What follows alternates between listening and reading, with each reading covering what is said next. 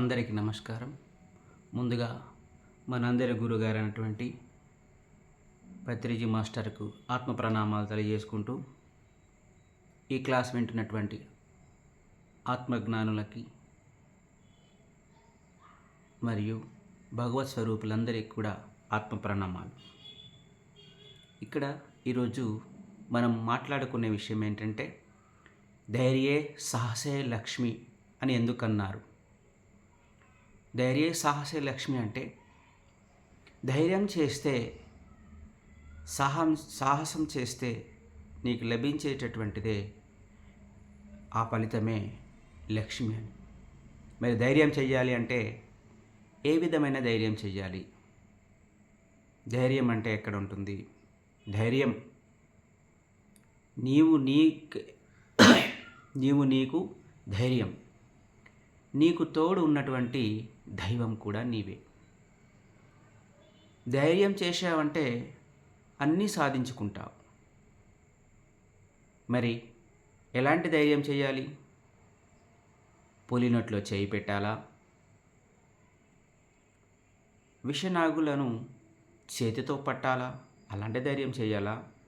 లేదా పెద్ద కొండపై నుండి నదిలో దూకాలా? ఇది కాదు ధైర్యం అంటే. ధైర్యం అంటే అన్నింటినీ వదిలేసేసి కేవలం శ్వాస మీద ధ్యాస పెట్టి ఎరుకతో ధ్యానం చేయడమే ధైర్యం. మీరంటారు, అబ్బా మేము చేస్తున్నామండి ధ్యానం.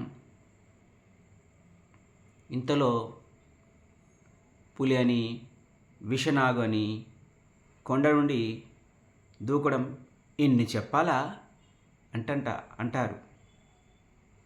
మరి నేను చెప్పేది ఏంటంటే, ధ్యానం చేసేవాళ్ళు ఏం చేస్తున్నారు? అసలు ధ్యానంలో కూర్చుంటున్నారు.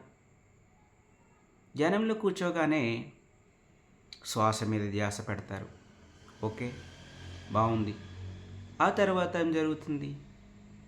సరిగ్గా శ్వాస మీద ధ్యాస పెట్టి ఏ ఆలోచన లేని స్థితిలో ఉంటే, అప్పుడు ప్రతి ఒక్కరికి ఈ పాఠశాల అంటే ఈ భూమి అనే పాఠశాలలో ప్రతి ఒక్కరికి ఆ కాస్మిక్ ఎనర్జీ, ఆ ఆకాశగంగా పైనుండి మనకు బ్రహ్మరంధ్రం ద్వారా ప్రతి ఒక్కరి శరీరంలోకి ప్రవేశం చేస్తుంది. అప్పుడు ఏం జరుగుతుంది? మన శరీరంలో ఉన్నటువంటి ప్రతి నాడులలో ఉన్నటువంటి ఏదైతే బ్లాక్స్ ఉంటాయో, అనారోగ్య లక్షణాలు ఉంటాయో, వాటిని క్లియర్ చేసే ప్రయత్నము ఆ యొక్క కాస్మిక్ ఎనర్జీ మన శరీరంలోకి ప్రవేశించి చేస్తుంది. అలా జరిగినప్పుడు ఏమవుతుంది? లోపల కాస్త నొప్పి రావడం సహజం. కడుపు నొప్పి ఉన్నవారికి కడుపు నొప్పి రావడం, చేతి నొప్పి ఉన్నవారికి చేతి నొప్పి రావడం, తలనొప్పి ఉన్న వాళ్ళకి తలనొప్పి వస్తుంది. ఏదైతే శారీరకంలో రుగ్మతలు ఉన్నాయో ఆ రుగ్మతలకి, అటువంటి అవయవానికి నొప్పులు రావడం అంటే అది శుద్ధి జరుగుతుంది అని అర్థం చేసుకోవాలి. కానీ ఏం జరుగుతుంది? అబ్బో నా శరీరంలో నొప్పులు వస్తున్నాయి అని చెప్పేసి ఆ ధ్యానం నుంచి బయటకు వచ్చేస్తారు. ఇక నా వల్ల కాదు అని చెప్పేసి పక్కకి వెళ్ళిపోతూ ఉంటారు. ఇదా ధైర్యం అంటే? అది కాదు. కొందరైతే వెంటనే రిజల్ట్స్ కావాలని చెప్పేసి అంటారు.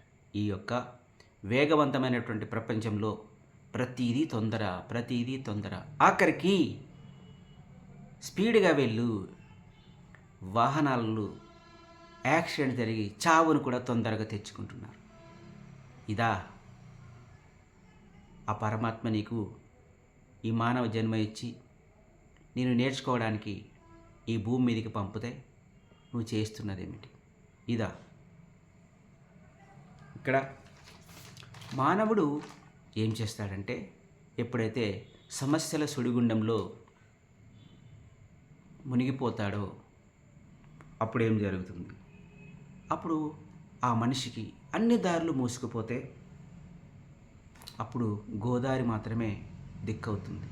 ఇక్కడ దీనికి సంబంధించి తెలుగులో ఒక సామెత ఉంది. ఏంటది? ఏ దారి లేకపోతే గోదావరే దిక్కు అని చెప్పేసి, ఏ దారి దొరక్కపోతే గోదావరి దిక్కు అని. ఇది క్విక్ టెంపర్ ఉన్నటువంటి వాళ్ళు, తొందరగా నాకేది జరుగుతలేదు అనుకునేటి వాళ్ళు, ఇక నా వల్ల ఏది కాదు అనుకునేటి వాళ్ళు, అంటే పిరికి వాళ్ళు చేసే పని గోదావరి దిక్కు. అంటే ఇంగ్లీష్లో కూడా దీనికి సంబంధించినటువంటి సామెత ఉంది. If you have no side, if you have no side, then only one side, that is suicide. Suicide చేసుకోవాలా? ఇది సూసైడ్ చేసుకోవడం అనేది పిరికి వాళ్ళు చేసే పని. ధైర్యే సాహసే లక్ష్మి. ధైర్యవంతుడు ఎప్పుడు కూడా ఇలాంటి మూర్ఖ పనులు చేయడు. భగవంతుడు మనకి ఈ జన్మనిచ్చింది మధ్యలో చాలించడానికి కాదు, సాధించడానికి. అయితే ధైర్యవంతుడు ఏం చేస్తాడు? కాస్త ఒక్క అడుగు ముందుకేసి ధ్యానం చేసి సాధించుకుంటాడు. మరి ఎలా ధ్యానం చేసి సాధించుకోవాలి? ఎలాంటి పట్టు పట్టాలి? వేమన చెప్పాడు, పట్టు పట్టగ రాదు, పట్టు విడవరాదు, పట్టి విడిచకంటే పడిచచ్చుట మేలయ, విశ్వదాభిరామ వినురవేమని. పట్టు పట్టనే పట్టాలి. పట్టేవా సాధించే వరకు మధ్యలో ఆపకూడదు. అలా పట్టు పట్టాలి. కానీ నా వల్ల ఏది అవుతలేదు, నా వల్ల ఏది కాదు అని చెప్పేసి మన గురువుగారు పత్రిజీ సార్ చెప్తా ఉంటారు. ఏమని? ధ్యానం చెప్పడం పిరమిడ్ మాస్టర్ల యొక్క కర్తవ్యం. అంటే ఎప్పుడో ఒకసారి వాళ్ళకి ధ్యానం యొక్క విలువ తెలుస్తుంది. ధ్యానం చెప్తూ వెళ్ళడమే. మనము విత్తనాల నాటుతూ వెళ్ళాలి, ఎప్పుడో ఒకసారి అవి ఫలితాన్ని ఇస్తాయని చెప్పేసి.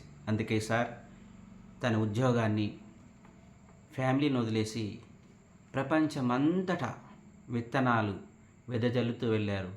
ఆ విత్తనాలే ఇప్పుడు మహావృక్షాల్లో గొప్ప గొప్ప పిరమిడ్ మాస్టర్లు తయారయ్యారు. ఒకసారి ఏమైందంటే, మా ఇంటికి మామూలుగా ధ్యానం చేయడానికి వస్తారు. అలాగే ఒకరు సమస్యతో ఒక దంపతులు ధ్యానానికి వస్తే వాళ్ళతో పాటు వాళ్ళకి తెలిసిన వాళ్ళు కూడా ఒక ఇద్దరు వచ్చి కూర్చున్నారు. అక్కడ అందరం కలిసి సామూహిక ధ్యానం చేశాం. చేసినప్పుడు ఫ్యాన్ ఫుల్గా హై స్పీడ్లో ఉన్నా కూడా వాళ్ళు మొత్తం చెమటలు వచ్చేసి అంత బాగా ధ్యానం చేస్తూ శ్వాస మీద ధ్యాస పెట్టి ఆలోచన లేకుండా, వాళ్ళకి సమస్య ఉంది కదా, బాధ ఉంది కాబట్టి అంత తీక్షణంగా వాళ్ళు ధ్యానం చేశారు, తీవ్రంగా ధ్యానం చేశారు. అప్పుడు ఏమైంది? తర్వాత వాళ్ళకి చెప్పాము, ప్రతిరోజు ఇలాగే ఒక 40 రోజులు మండల దీక్షగా అనుకొని ప్రతిరోజు 3 గంటల చొప్పున ధ్యానం చేయండి చెప్పేసి. వాళ్ళు అలాగే చేశారు. ప్రతిరోజు చేశారు. 3 గంటలంటే అంతకంటే ఎక్కువ కూడా చేశారు. వాళ్ళ సమస్య ఒక సంవత్సరానికి తీరింది. ఇదంతా పత్రి సార్ మనకిచ్చినటువంటి, ఏమిచ్చారు పత్రి సార్ మనకు? ఏ సమస్య అయినా సమాధానం మనకిచ్చాడు. ఆ సమాధానం ఏంటి? అది ఒక దివ్య ఔషధం. అదే మనకిచ్చినటువంటి శ్వాస మీద ధ్యానం. అదే, మరొక్కటేం లేదు. శ్వాస మీద ధ్యానం. చిత్తవృత్త నివృత్తిగా ఉన్నటువంటి సమయంలోనే ఆ ఆకర్షకంగా మనలోకి ప్రవేశిస్తుంది. అప్పుడే కదా మన లోపల ఉన్న సమస్యలన్నీ కూడా మెల్లగా మెల్లగా తుడుచుకుపోతాయి. ఇలా వాళ్ళని కూర్చోబెట్టేసి సామూహికంగా ధ్యానం చేయించాము. జరిగిపోయింది. కొద్ది రోజులు అయ్యినది. తర్వాత వచ్చిన వాళ్ళు కూడా వాళ్ళతో పాటు వచ్చిన వాళ్ళు ధ్యానం చేస్తూ ఉన్నారు. కొందరు ఏం చేశారంటే వీళ్ళు దంపతులతో పాటు వచ్చిన వాళ్ళు కొద్ది రోజులు ధ్యానం చేసి వదిలేశారు. ఇక్కడ అసలు ట్విస్ట్ ఇప్పుడు జరిగింది. ఆ దంపతులు 2 సంవత్సరాల తర్వాత మాకు మొన్న కలిశారు. సార్, మీరు అప్పుడు ధ్యానం చేయించారు చూడండి. అందరం కలిసి సామూహికంగా ధ్యానం చేశాం కదా! అప్పుడు మాతో పాటు వచ్చారే, ఆవిడకి ఒక పిచ్చి కుక్క కరిచింది సార్. పిచ్చి కుక్క కరిస్తే ఆమె ఒక కిరాణా కొట్టు నడుపుకుంటూ ఉంటుందన్నమాట. పిచ్చి కుక్క కరిచి తీవ్రంగా రక్తస్రావం జరిగి అన్ని డాక్టర్లు చూపించారంట.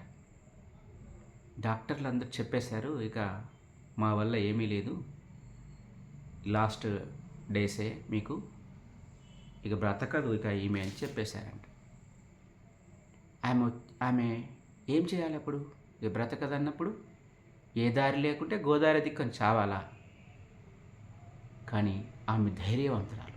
ఆమెకు తెలుసు కదా, ఒకప్పుడు ఎట్లయితే ధ్యానం చెప్పడం జరిగిందో అది ఆమెలో నాటుకున్న విత్తనం ఇప్పుడు మొలకెత్తింది. ఓహో, ఎట్లాగూ చనిపోతాను, ధ్యానం చేసి చనిపోతాను అని చెప్పేసి చాలా తీవ్రంగా ధ్యానం చేయడం మొదలుపెట్టేసింది. ఎప్పుడు? డాక్టర్లు చెప్పేశాక, ఎత్తేసాక. ఎంత బాగా ధ్యానం చేసిందంటే చేస్తూ చేస్తూ ఆమె, ఇక డాక్టర్లు కొద్ది రోజులు చనిపోతుందని చెప్తే ఆమె రోజు ధ్యానం చేస్తూ ఒక 3 నెలలలో పూర్తిగా తగ్గించుకొని ఇప్పుడు ఆరోగ్యవంతురాలైంది. ఇది కదా ధ్యానం అంటే, ధైర్యం అంటే. ధైర్యం చేస్తే ఇలా చేయాలి, అంతేకాని ధ్యానం చేస్తూ 2 రోజులు చేస్తూ 3 రోజులు చేయకుండా ఏ ఆలోచన రాకుండా ఉండాలంటే ప్రతిసారి ఆలోచన చేస్తూ, ఇది కాదు. పత్రి సార్ మనకి ఇచ్చినటువంటి ఆ 4 ఏవైతే ఉన్నాయో వాటిని సరిగ్గా ఫాలో కావాలి. తీవ్రమైన ధ్యాన సాధన చేస్తూ, సజ్జన సాంగత్యం చేస్తూ, అట్లాగే శాకాహార ర్యాలీలు కానీ, పిరమిడ్ ధ్యానాలు కానీ, సేవా కార్యక్రమం పాల్గొంటూ మనము పరమాత్మని చేరుకోవాలని చెప్పేసి, ఆత్మమైన నీవు ఆ పరమాత్మను చేరుకునే మార్గమే ఏకైక మార్గము ధ్యాన మార్గమని పత్రి సార్ మన అందరికీ ఇచ్చినటువంటి అమూల్యమైనటువంటి ఒక అద్భుతమైన నిధి ఈ ధ్యానం. అందరం ధ్యానం చేద్దాం, అందరం బాగుందాం, అందరూ బాగుండాలి, అందులో మనం ఉండాలి. Thank you.